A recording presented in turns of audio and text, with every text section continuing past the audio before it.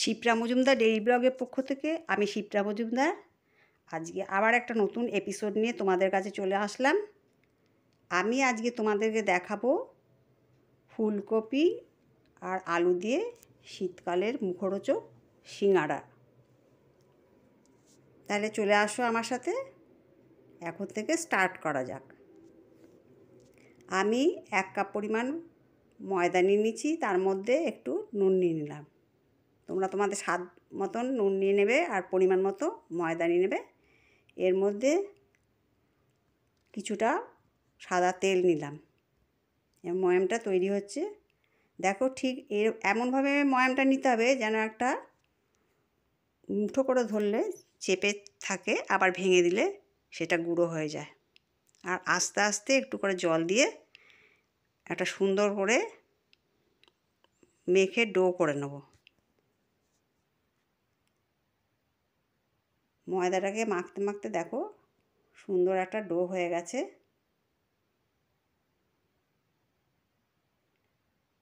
ময়দাকে যত সুন্দর করে মাখা হয়, জলটা অ্যাবসর্ব করে মাখাটা খুব সুন্দর হয়।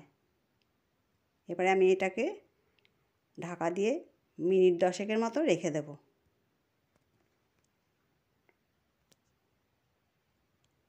এরপরে আমি আলু কেটে নিচ্ছি আর ফুলকপি ছোট ছোট করে পিস করে কেটে নিয়েছি।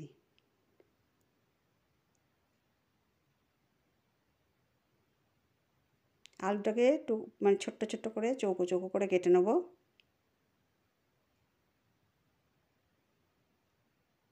এবার একটা কড়াইয়ের মধ্যে তেল দিয়ে তার মধ্যে 5 ফোড়ন দিয়ে দিয়েছি।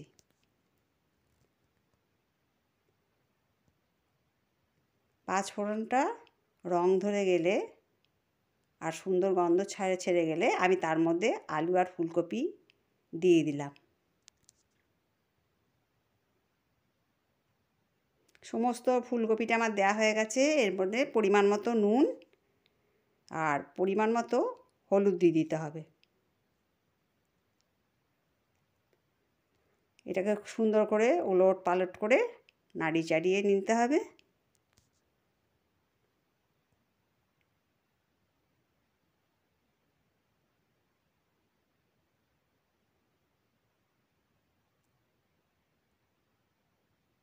এর মধ্যে বেশ কিছু মটরশুঁটি দিয়ে দিলাম।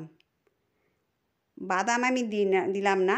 এর মধ্যে আমি যেহেতু শীতকালীন আর সিঙ্গাড়া করছি ফুলকপি আলু দিয়ে, তাই আমি মটরশুঁটিটা দিয়ে দিলাম।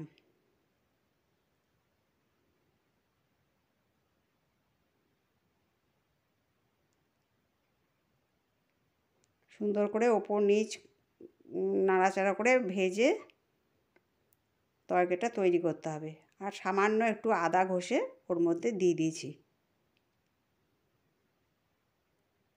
তোমরা যেমন পরিমাণ তৈরি করবে ঠিক সেই পরিমাণে সমস্ত জিনিসটা দেবে। এবার আমি একটা ঢাকা দিয়ে দিলাম। কিছুক্ষণ এটা ঢাকনা দেওয়া থাক। আর এইদিকে একটা তাওয়া চাপিয়ে তার মধ্যে 2টো শুকনো লঙ্কা, 1 চামচ ধনে আর 1 চামচ জিরে দিয়ে দিলাম, যেটা শুকনো খোলায় ভেজে নেব।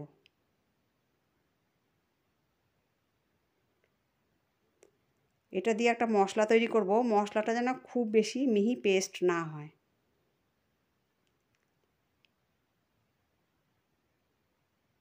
নেড়ে চেড়ে সুন্দর করে ভেজে নিতে হবে হালকা করে। মশলাটা যেটা তৈরি করলাম এটা ঠিক এই রকম হবে, খুব বেশি মিহি হবে না। এবার তরকারিটার মধ্যে সুন্দর করে মশলাটাকে নেড়ে চেড়ে মিশিয়ে নিতে হবে আর তরকারিটা সুন্দর করে কষিয়ে নিতে হবে।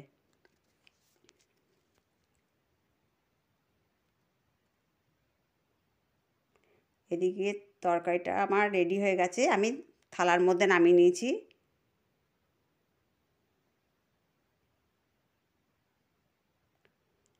ময়দাটা আমার মাখা হয়ে গেছিলো। এবারেতে লেচি কেটে আমি এবারে একটু লম্বাটে করে বেলে নেব।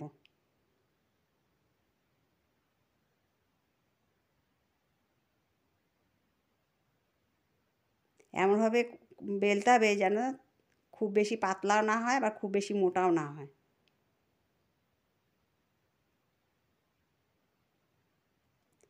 মাঝারি থিকনেস করে বেলে নিতে হবে আর মাঝখান দিয়ে কেটে নিলাম। আর এবারে একটা পোর্শন নিয়ে তার মধ্যে জল মানে আটকে নেব। ওইটা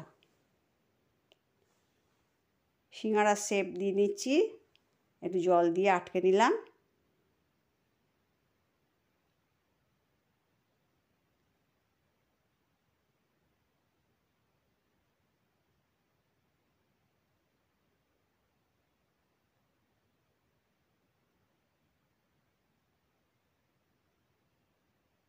যে আলুর পুরটা তৈরি করা হয়েছিল, ওই সিঙ্গাড়ার যে খোলটা তৈরি করা হলো তার মধ্যে চেপে চেপে দিয়ে দিতে হবে।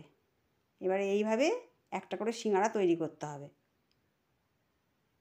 একটা তৈরি করা হয়ে গেছে, আমি আবার একটা দেখিয়ে দিচ্ছি।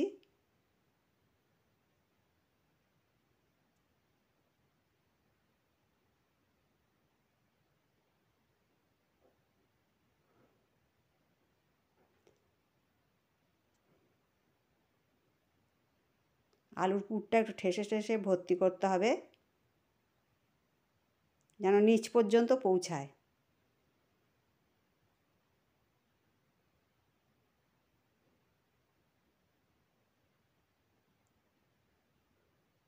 এই এখানে একটা সামনে একটা ভাঁজ দিতে হয়। এইটা দিয়ে এই ভাঁজটা দিলে সিঙ্গাড়ার পারফেক্ট শেপটা চলে আসে। দোকানে যেমন করে সিঙ্গাড়া তৈরি করা ঠিক সেই রকম করে শেপটা চলে আসে।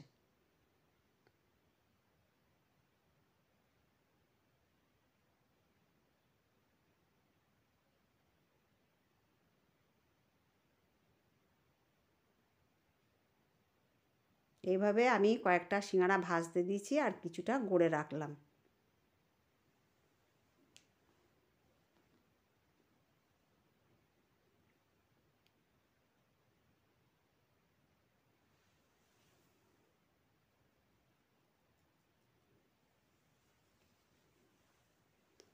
একটু বেশ গোল্ডেন ব্রাউন হয়ে এসছে।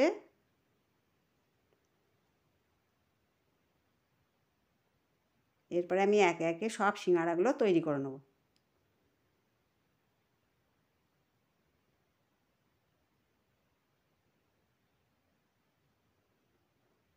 দোকানের মতন পারফেক্ট সিঙ্গাড়া তৈরি করতে হলে ঠিক এই রকম করে তৈরি করলে যেমন টেস্ট হয়, আর এরকম করে ভাঁজ টাজ দিলে ঠিক একদম দেখতেও ঠিক দোকানের সিঙ্গাড়ার মতন দেখতেও হয়।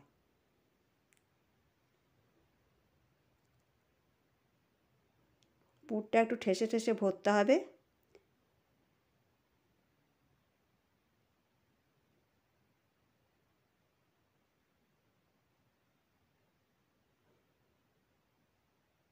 লক্ষ্য রাখতে হবে যেন ফেটে না বেরিয়ে যায়।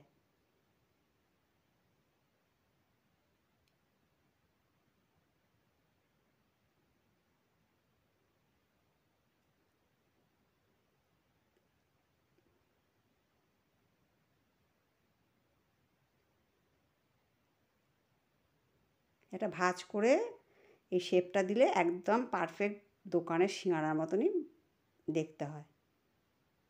দেখো তোমরা কত সুন্দর দেখতে হয়েছে। এইভাবে তোমরা তৈরি করে নিও।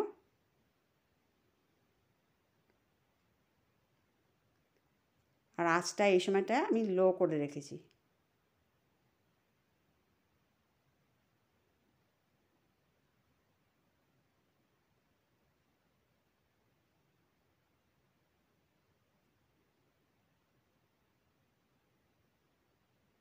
এইভাবে আমি আস্তে আস্তে সমস্ত সিঙ্গাড়াগুলো ভেজে নেব।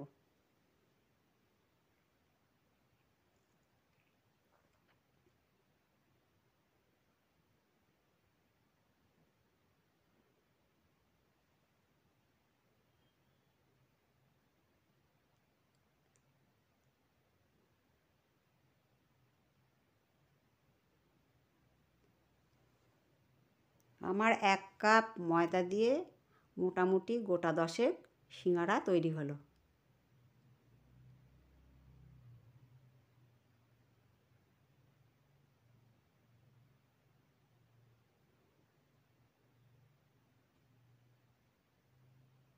ওলট পালট করে সুন্দর করে ভেজে নিতে হবে।